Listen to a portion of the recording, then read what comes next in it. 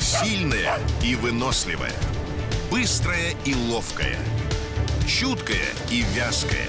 Давай, поищи, Хазар, давай, молодец. Она всегда готова к охоте на любого зверя. При желании можно лайку натаскать, работать по любому зверю. Как говорят, от норки до хлебной корки, от мыши и выше.